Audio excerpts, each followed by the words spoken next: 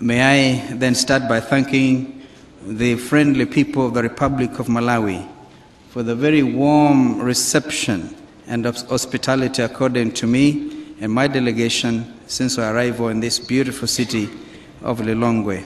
Allow me to thank Your Excellency, President Mutharika, and your government for accepting to host this, our 15th COMESA policy organs meetings, as well as the Summit of Heads of State and Government.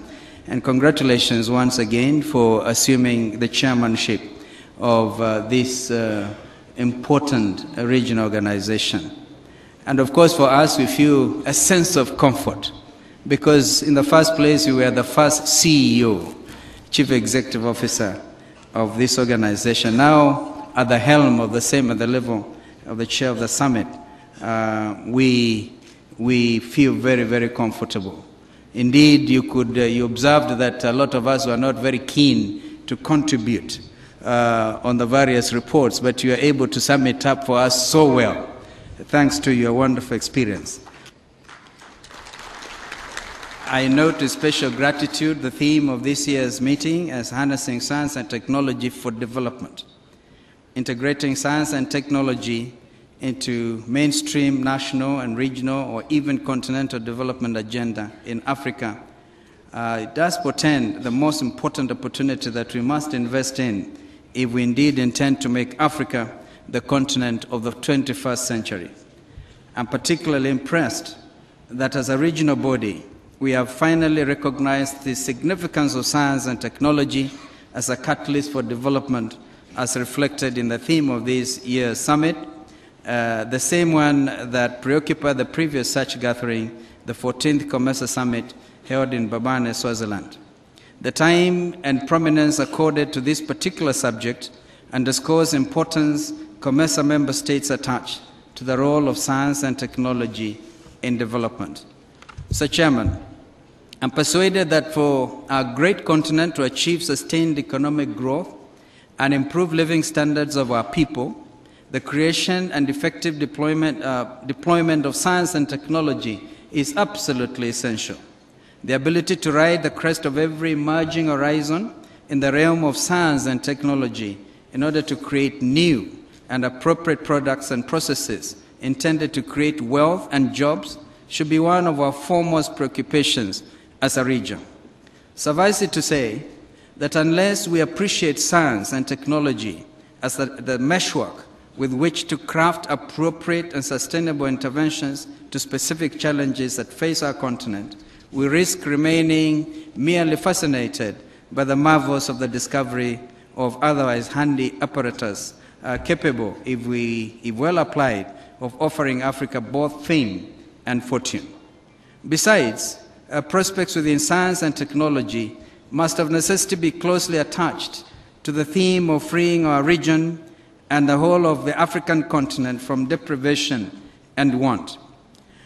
Once minds and human capital resources, however promising, are trapped in want and in despair, they lose their inherent value, not because they were predestined to be useless, but rather because such resources become disempowered when and where productivity is concerned. Thus, I strongly believe that if creative deployment of the gains the world has made in science and technology are appreciated as means by which our people's potential to be productive is to be unlocked as well as broadened, then we will be on the road to winning one of the most debilitating misfortunes that have stalked most of independent Africa, the COMESA region included. I'm referring to the battle against poverty. Though technology holds many potential answers to a myriad problems in the region, it would be foolhardy to cling to old and obsolete technology regimes when the options on offer are endless. New technologies should be employed urgently, for instance, in the basic Millennium Development Goals geared towards reducing poverty, hunger, illiteracy, disease, and lack of access to water and sanitation by the year 2015. So, Chairman, Excellencies, whether in the private sector, academia, government, or civil society, Science and technology is central to the ability of organizations and individuals to reach their goals and fulfill their responsibilities. In realization of the foregoing, Kenya has positioned science, technology, and innovations on a pivotal role within what we refer to Vision 2030 on our economic blueprint. This is because we recognize the sector as a fundamental component for national and economic development. Knowledge and expertise in science and technology will no doubt provide a strong foundation for the economic growth of our countries into the 21st century. More specific to the theme of this summit, Kenya has developed a new science, technology, and innovation policy aimed at ensuring the installation of effective institutional and legal frameworks that will enable our country to fully harness talent and creativity in science and technology amongst its citizens. Further plans are underway for Kenya to develop an international center of excellence that will link the universities to the research institutions nationally, internationally, and regionally. Aside from that, Kenya is in the process of establishing science and technology parks, as well as industrial incubators to promote public and private sector partnerships. I'm pleased, Mr. Chairman, that the region has continued to lay emphasis on the development of infrastructure that will increase regional interconnectivity and ultimately spur trade between member states. At this juncture, I wish to thank the tripartite secretariats for the organizing the COMESA East African Community SADC Tripartite and IGAD Infrastructure Investment Conference that was held in Nairobi just a few weeks ago. The conference successfully showcased investment opportunities in the infrastructure sector in 4 key corridors to provide sector investors, international financial institutions, and indeed development partners. The 4 corridors showcased during that conference included the Northern, Central, Lamu, and Djibouti corridors. I believe that adequate resources needed for developing our infrastructure will be mobilized from this initiative. I take this opportunity on behalf of EAC, SADC, and COMESA member states to thank our development partners, namely Trademark East Africa and Trademark South Africa, for funding the conference. In the same spirit, I urge the COMESA Secretariat to continue working with the East African Community and Southern African Development Community Secretariats to speed up negotiations for the COMESA EAC SADC Tripartite Free Trade Area. And I agree with you, Mr. President Mutharika, that when it comes to SADC and EAC, they should really be fully incorporated, not to come in as observers, but as full participants so that we can fully integrate these secretariats. So, Chairman, meaningful regional integration cannot be achieved without sustainable peace and security. In this regard, Kenya is deeply concerned at the deteriorating security situation in our neighboring sister state of Somalia, particularly the recent suicide bomb explosions in Mogadishu that killed over 82 innocent civilians, coupled with skirmishes and kidnappings along the Kenya-Somali border. And only yesterday, I'm sure we'll all have seen that 2 aid workers were kidnapped out of Dadaab. And Dadaab happens to be the largest refugee camp in the world as we sit here today. We are, of course, hot on the heels of those kidnappers. We want to urge the international community not to give up on Somalia. This turn of events has far-reaching implications not just for Kenya, but also for the sub-region as a whole.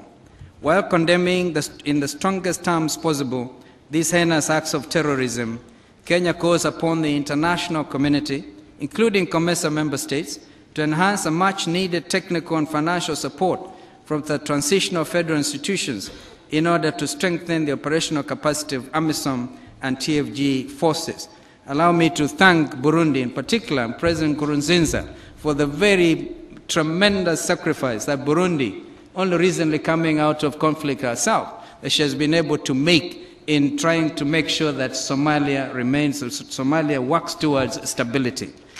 And we want to urge other countries that actually promised AMISOM to volunteer troops to AMISOM to follow the example of Burundi and Uganda.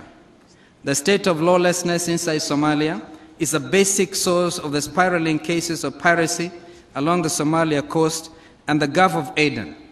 Kenya is concerned that the international community is more preoccupied with hunting the pirates in the high seas, which has proven temporal and inadequate, instead of laying emphasis on the root cause. We therefore continue to call for an integrated approach that incorporates support of the comprehensive peace process and the support for AMISOM and Somali security forces.